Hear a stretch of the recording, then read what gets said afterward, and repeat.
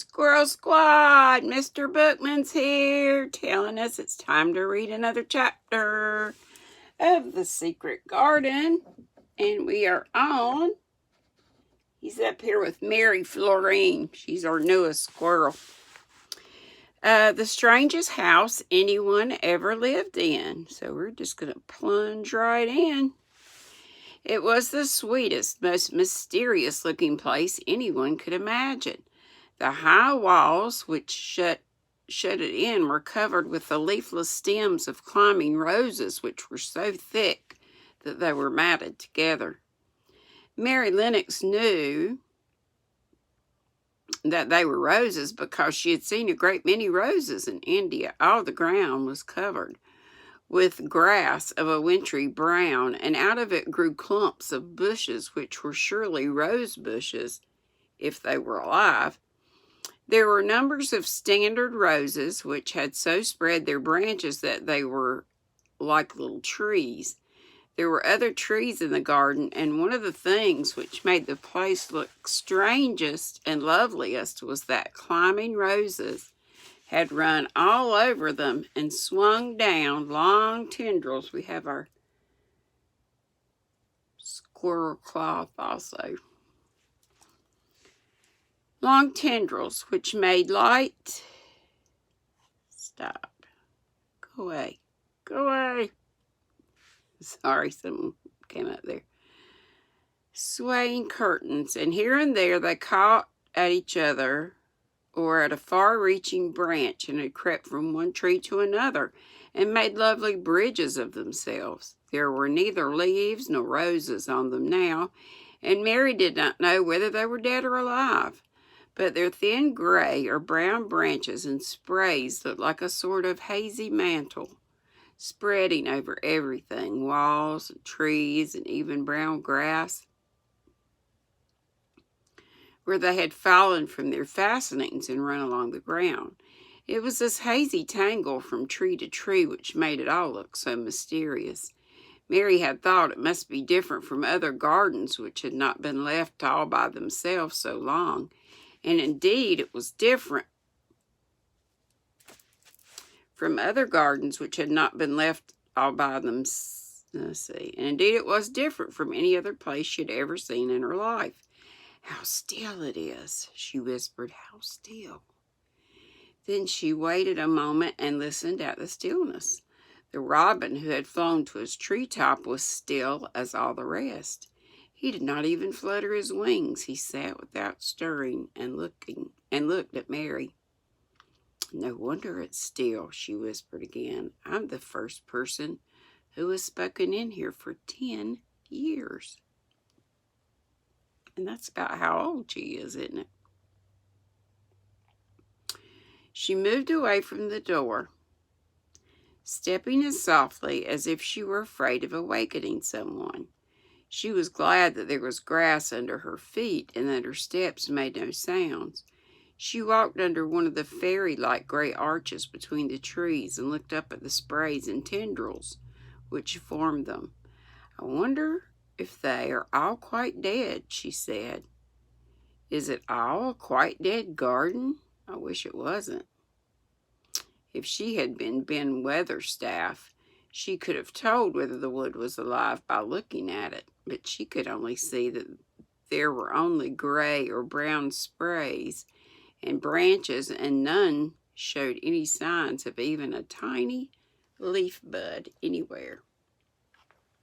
But she was inside the wonderful garden, and she could come through the door under the ivy any time, and she felt as if she had found a whole world of all her own. The sun was shining inside the four walls, and the high arc of blue sky over this particular piece of Misselthwaite seemed even more brilliant and soft than it was over the moor. The robin flew down from his treetop and hopped about or flew after her from one bush to another. He chirped a good deal and had a very busy air, as if he were showing her things. Everything was strange and silent, and she seemed to be hundreds of miles away from anyone. but somehow she did not feel lonely at all. Sorry, my throat's kind of sore. All that troubled her was her wish that she knew whether all the roses were dead, or if perhaps some of them had lived and might put out leaves and buds if the weather got warmer. She did not want it to be a quite dead garden. If it were a quite alive garden, how wonderful it would be, and what thousands of roses would grow on every side. Her skipping rope had hung over her arm when she came in, and after she had walked about for a while, she thought she would skip around the whole garden, stopping when she wanted to look at things. There seemed to have been grass paths here and there, and in one or two corners there were alcoves of evergreen with stone seats or tall moss-covered flower urns in them. As she came near the second of these alcoves, she stopped skipping. There had once been a flower bed in it, and she thought she saw something sticking out of the black earth, some sharp little pale green points. She remembered what Ben Weatherstaff had said, and she knelt down to look at them. Yes, they are tiny growing things, and they might be crocuses or snowdrops or daffodils, she whispered. She bent very close to them and sniffed the fresh scent of the damp earth. She liked it very much. Perhaps there's some others coming up in other places, she said. I'll go all over the garden and look. She did not skip, but walked. She went slowly and kept her eyes on the ground. She looked in the old border beds and among the grass, and after she had gone round, trying to miss nothing, she had found ever so many more sharp, pale green points, and she had become quite excited again. It isn't a quite dead garden, she cried out softly to herself. Even if the roses are dead, there are other things alive. She did not know anything about gardening, but the grass seemed so thick in some of the places where the grass points were pushing their way through that she thought that they did not seem to have enough room to grow. She searched about until she found a rather sharp piece of wood and knelt down and dug and weeded out the weeds and grass until she made nice little clear places around them. Now they look as if they could breathe, she said after she had finished with the first ones. I'm going to do ever so many more. I'll do all I can see. If I haven't time today, I can come back tomorrow. She went from place to place and dug and weeded and enjoyed herself so immensely that she was led on from bed to bed and into the grass under the trees. The exercise made her so warm that she first threw her coat off and then her hat, and without knowing it, she was smiling down on the grass and the pale green points all the time. The robin was tremendously busy. He was very much pleased to see gardening begun on his own estate. He had often wondered at Ben Weatherstaff, where gardening is done all sorts of delightful things to eat or turned up with the soil. Now here was this new kind of creature who was not half Ben's size and yet had the sense to come into his garden and begin at once. Mistress Mary worked in her garden until it was time to go to her midday dinner. In fact, she was rather late in remembering, and when she put on her coat and hat and picked up her skipping rope, she could not believe that she'd been working 2 or 3 hours. She'd been actually happy all the time, and dozens of the tiny pale green points were to be seen in cleared places, looking twice as cheerful as they had looked before when the grass and weeds had been smothering them. I shall come back this afternoon, she said, looking all around at her new kingdom and speaking to the trees and rose bushes as if they heard her. And then she ran lightly across the grass, pushed open the slow old door and slipped through it under the ivy. She had such red cheeks and such bright eyes and ate such a dinner that Martha was delighted. 2 pieces of meat and 2 helps of rice pudding, she said. Aye, mother will be pleased when I tell her what thy skipping rope's done for thee. In the course of her digging with her pointed stick, Mistress Mary had found herself, either fiber or hair.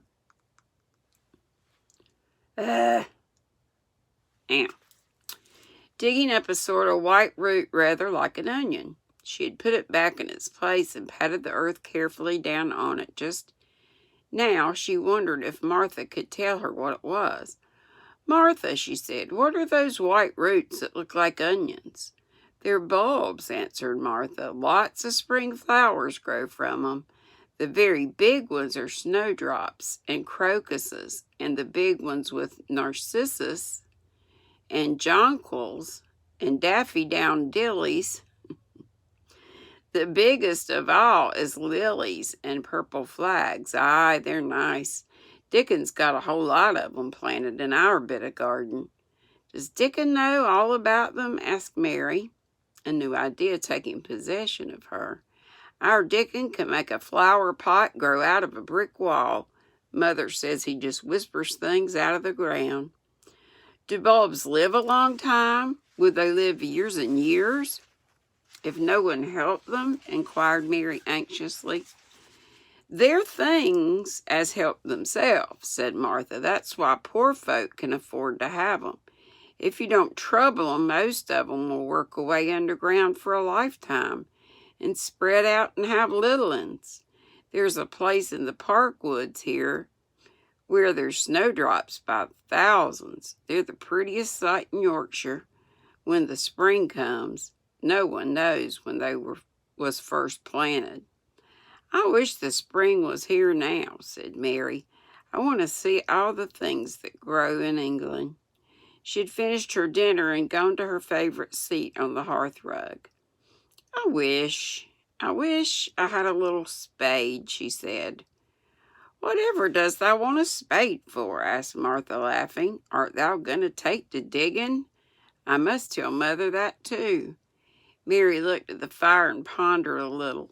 She must be careful if she meant to keep her secret kingdom.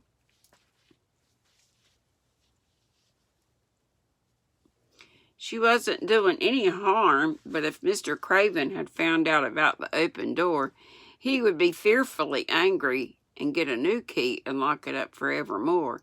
She really could not bear that. This is such a big, lonely place, she said slowly, as if she were turning matters over in her mind. The house is lonely, and the park is lonely, and the gardens are lonely. So many places seem shut up. I never did many things in India, but there were more people to look at, natives and soldiers marching by, and sometimes bands playing, and my ayah told me stories. There is no one to talk to here except you and Ben Weatherstaff, and you have to do your work, and Ben Weatherstaff won't speak to me often. I thought if I had a little spade, I could dig somewhere as he does, and I might make a little garden if he would give me some seeds. Martha's face quite lighted up. There now, she exclaimed, if that wasn't one of the things Mother said.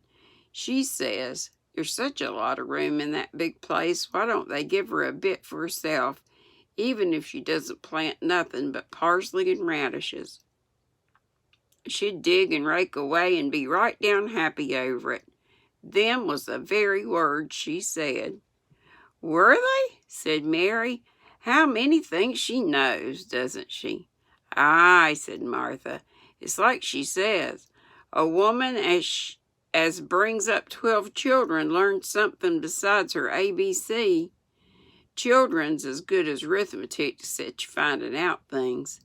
How much would a spade cost? A little one, Mary asked. Well, was Martha's reflective answer, at Thwaite Village there's a shop or so, and I saw little garden sets with a spade and a rake and a fork tied all together for 2 shillings, and they was stout enough to work with, too. I've got more than that in my purse, said Mary. Mrs. Morrison gave me 5 shillings, and Mrs. Medlock gave me some money for Mr. Craven. Did he remember thee that much? Exclaimed Martha. Mrs. Medlock said I was to have 1 shilling a week to spend. She gives me one every Saturday. I didn't know what to spend it on. My word, that's riches, said Martha. Thou can buy anything in the world thou wants. The rent of our cottage is only 1 and 3 pence, and it's like pulling eye teeth to get it. Now I've just thought of something, putting her hands on her hips. What? Said Mary eagerly. In this shop at Thwaite, they sell packages of flower seeds for 1 penny each, and our Dickon knows what is the prettiest ones and how to make 'em grow. He walks over to Thwaite many a day just for the fun of it. Does thou know how to print letters? I know how to write, Mary answered. Martha shook her head. Our Dickon can only read printin'. If thou could print, we could write a letter to him and ask him to go and buy the garden tools and the seeds at the same time. Oh, you're a good girl, Mary cried. You are really. I didn't know you were so nice. I know I can print letters if I try. Let's ask Mrs. Medlock for a pen and ink and some paper. I've got some of my own, said Martha.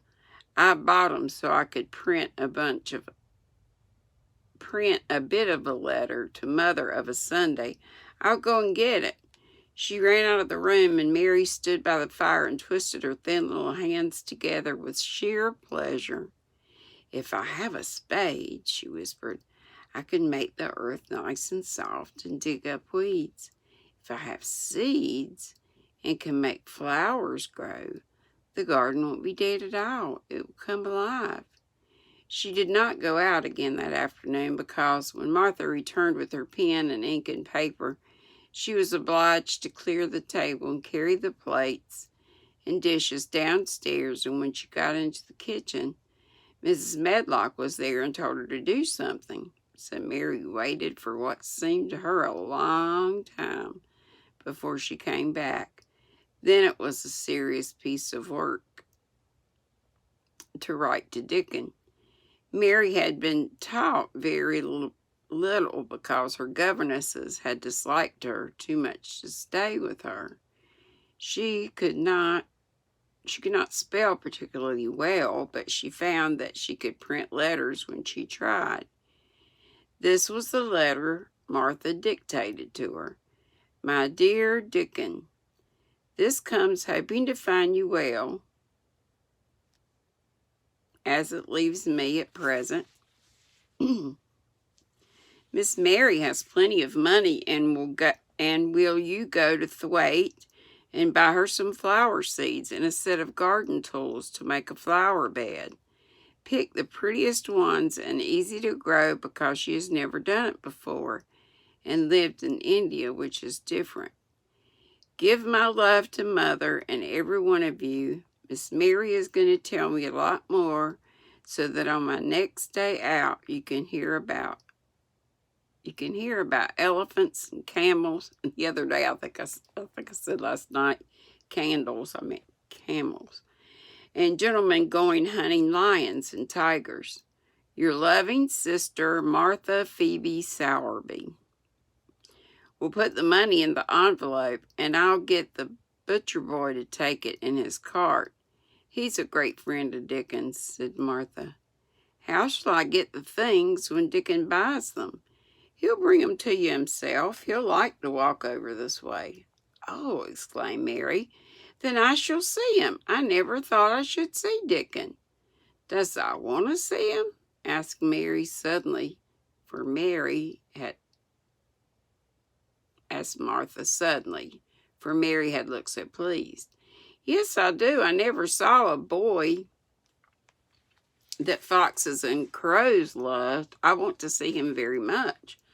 Martha gave a little start as if she remembered something. "Now to think," she broke out, "to think of me forgetting that there, and I thought I was going to tell you first thing this morning. I asked Mother, and she said she'd ask Mrs. Medlock her own self." "Do you mean," Mary began, "what I said Tuesday?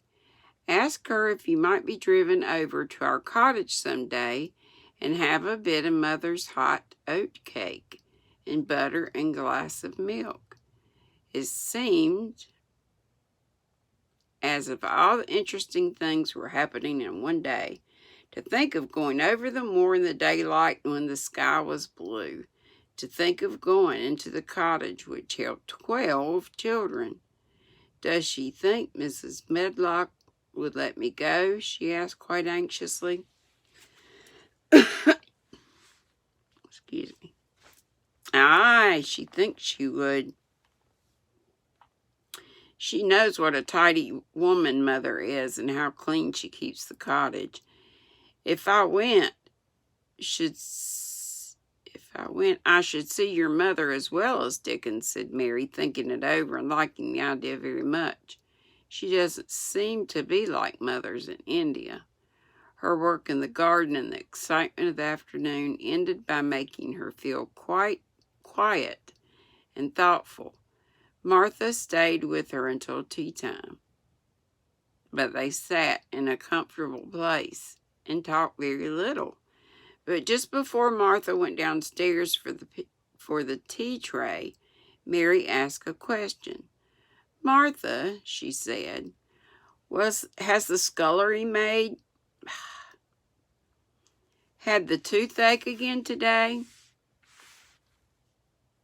Martha suddenly started slightly. "What makes thee ask that?" she said. "Because when I waited so long for you to come back, I opened the door and walked down the corridor to see if you were coming, and I heard that far-off crying again, just as we heard it the other night. There isn't the wind today, so you see it couldn't have been the wind." "Aye," said Mary restlessly. "I mustn't go walking about in corridors and listening. Mr. Craven would be that there angry, and there's no knowing what he'd do." "I wasn't listening," said Mary. "I was just waiting for you, and I heard it." "That's 3 times. My word, there's Mrs. Medlock's bell," said Martha, and she almost ran out of the room. "It's the strangest house anyone ever lived in," said Mary drowsily. She dropped her head on the cushioned seat of the armchair near her. Fresh air and digging and skipping rope had made her feel so comfortably tired that she fell asleep. And whoo, throat is sore. Sinus drainage. Chapter 10 is called Dickon. Love you guys. Mwah. To the family manager, everybody. Andrea up in Baltimore. I hope she's watching. And mwah, to all the Swirl Squad. Love you much. See you tomorrow.